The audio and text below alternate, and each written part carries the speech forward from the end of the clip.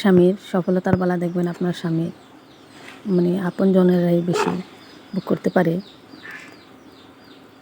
এই কথাটা কেন বললাম, যখন আমার বাড়িঘর পড়ে মানে পাকের ঘরে সব কিছু ছিল, মানে পাকের ঘর সম্পূর্ণ পড়ে গিয়ে কমপক্ষে 5 থেকে 6 লক্ষ টাকার মাল পড়ে গেছে। মানে আমার হাঁড়ি পাতিল শুধু একটি মাত্র হাঁড়ি ছিল, যেটাতে শুধু ভাত রান্না করতে পারতাম। মানে ওই দিন আমি বাড়িতে ছিলাম না বলতে একটু রান্না করে ভাত বেড়ে গিয়ে মানে তরকারিগুলা রান্না করে বাটিতে বেড়ে মানে যে ঘরে আমরা থাকি ওই ঘরে রেখে দিয়েছিলাম। আর পাকের ঘরে সব হাঁড়ি পাতিল মেজে রেখে আর সব সময় রাখি। তখনই সেই কালবৈশাখী রাত্র আসলো। সন্ধ্যায় গিয়েছিলাম বাবার বাড়িতে বেড়াতে, ঠিক সেই রাত্রেই আবার আমার ঘরের মধ্যেই জানি না কীভাবে আগুন লেগেছিল, হয়তো আল্লাহ পাক ভালো জানে। সেই আগুনে আমার সারা ঘর পরে ছারখার হয়ে গেল, কিছুই অবশিষ্ট রইল না। এই যে একটা বাতের পাতিল ছিল বাতের সাথে, ওই ঘরে আমার হাঁস মুরগিও মারা গেছিলো। মানে পাখির ঘরে এক ছাটে আমি হাঁস মুরগি রাখতাম, জ্যান্ত হাঁস মুরগিগুলো যে কীভাবে মানে পোড়া মুরগির মতো হয়ে গেছে, ঠিক সেই করুণ কাহিনী আর নাই বললাম। সে একটা হাঁড়িতে আমি রান্না করি ভাত, তরকারিও রান্না করি। মানে ভাতটি প্রথমে রান্না করে তারপরে ঢেলে রেখে এভাবে যখন 2-3 দিন গেল, তারপরে আমার মা দেখতেছে আসলে খেয়াল করে আমার তো কোনো হাঁড়ি পাতিলে রান্না করার মতো না। 2-1 দিন পরে আমার মা দিয়েছে, কিন্তু মা আসলে মানে খেয়াল ছিল না হয়তো আমার একটা কড়াই আনাই।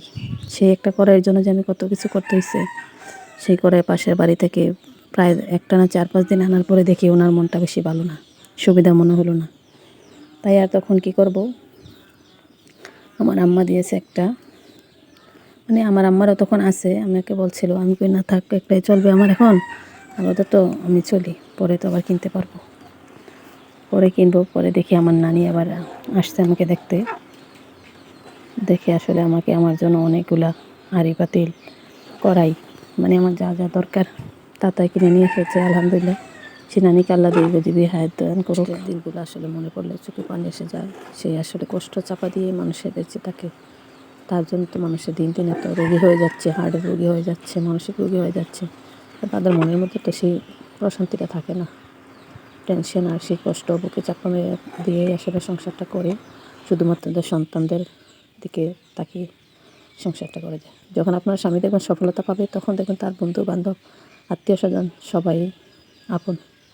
বিপদে পড়লে কেউ দেখবে না, একমাত্র স্বামীর হোক আর আপনার হোক, একটা মেয়ের হোক আর তার স্বামীর হোক, তার বিপদে তার মা বাবাই চায়। পুরুষগুলা যখন টাকা হয়ে যায়, তখন যখন তার স্ত্রীর মানে তার শ্বশুর বাড়ির দিকে নজর না দিয়ে তার নিজের বাড়ির দিকে বেশি খেয়াল দেয়, তখনই তো সেই কষ্টটা লাগে। যখন তোমার বিপদে পাশে ছিল না তারা, তোমার ভাই তো ছিল, ভাইয়ের বউ ছিল, ভাবি ছিল, এরা তো একটা পাতিলও দেয় নাই। কীভাবে যে রান্না করে খেয়েছি আমি সেটা জানি। কাপুরুষ কিছুই বুঝতে পারে না।